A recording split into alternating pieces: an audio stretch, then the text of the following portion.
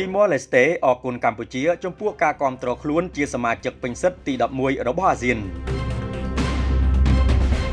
សម្ដេចមហាបវរថាប្តីហ៊ុនម៉ាណែតនាយករដ្ឋមន្ត្រីនៃកម្ពុជាបានអនុញ្ញាតឲ្យឯកឧត្តម Mendito dos Santos Frestas រដ្ឋមន្ត្រីការបរទេសនិងសហប្រតិបត្តិការនៃសាធារណរដ្ឋប្រជាធិបតេយ្យទីម៉ូឡេស្តេនិងគណៈបដិភូចូលជួបសម្ដែងការគួសមនិងពិភាក្សាការងារនៅវិមានសន្តិភាពនារសៀលថ្ងៃទី4ខែមេសាឆ្នាំ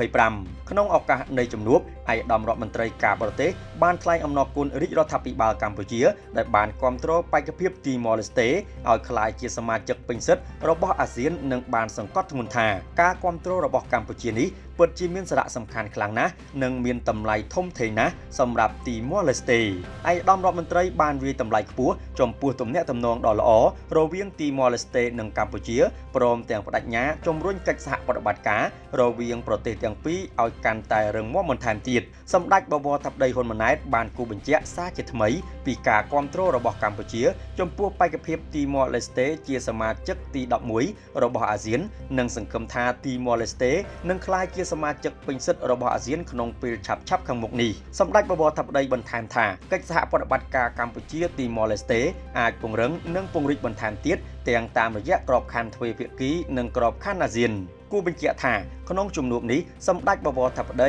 និងឯកឧត្តមរដ្ឋមន្ត្រីការបរទេសបានពិភាក្សាអំពីការបន្តពង្រីកនិងពង្រឹងកិច្ចសហប្រតិបត្តិការលើវិស័យសំខាន់ៗរួមមានជាអាចវិស័យសេដ្ឋកិច្ចពាណិជ្ជកម្មកសិកម្មទេសចរណ៍និងអប់រំជាដើម